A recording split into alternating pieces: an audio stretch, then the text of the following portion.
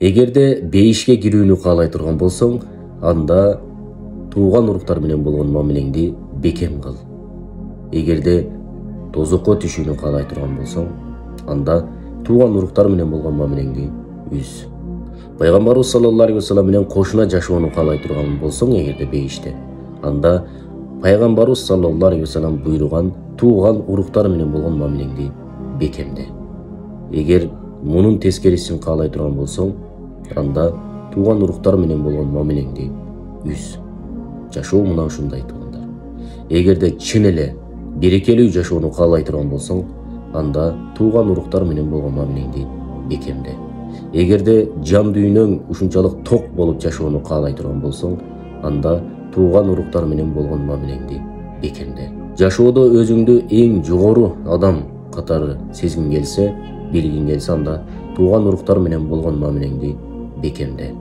Эгер жашоодо сен өзүңдүн ордуңду таба албай турган болсоң, тууган уруктар менен болгон мамилеңди бекемде.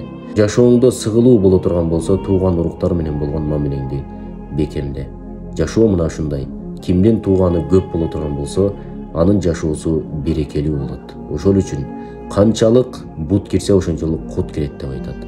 Канчалык буттан алыс боло турган болсоңуз, ошончолук куттан алыс болосуз. Үйгө конок чакыруудан коркпоңуз. Туугандарга акча сарптоодон эч качан коркпоңуз. Анткени бул тууган болгон үчүн сиз бул дүйнөдө жыргап жашап жүрөсүз.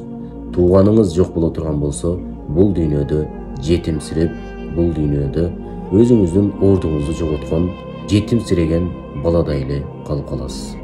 Ошол үчүн тууган уруктар менен болгон мамилени бекемдейли. Ошол үчүн пайгамбарыбыз айтат да, кимде ким тууган уруктар менен болгон мамилени үзгөн болсо, мен дагы ал менен мамиле кылбайм, ал бизден эмес деп айтат. Аллах Таала дагы мына ушуга окшогон, мына ушундай өкүмдөрдү көп берген, тууган уруктар менен болгон мамилени бекемдегиле. Эгер алар менен мамилени бекем кылбай турган болсо, анда канчалык кыйроо, канчалык азап, канчалык түйшүк, мүшкүлдөр келе турганын эскерткен. Ошол үчүн тууган уруктар менен болгон мамилени бекемдейле.